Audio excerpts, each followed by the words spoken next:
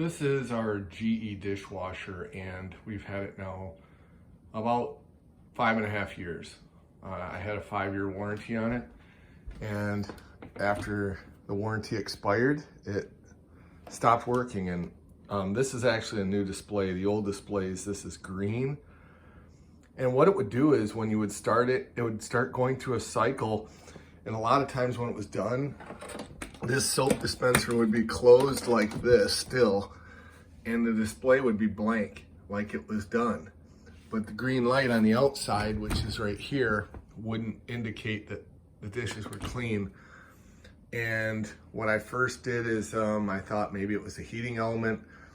Then I thought maybe it was there's a circuit board down here that's had problems. It's a power board.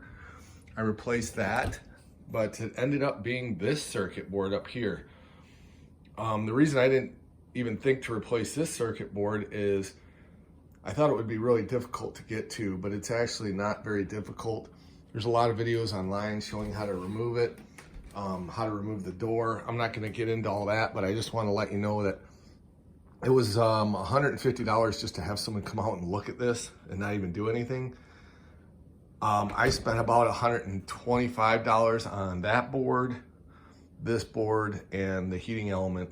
They're all pretty easy to change, but you know, you can save yourself a lot of time and money. And this is probably the circuit board that usually fails, but it wasn't that hard to change. I'm not going to go into that. I apologize, but I just want to let people know if you have this style GE dishwasher, I'll show you the model number here.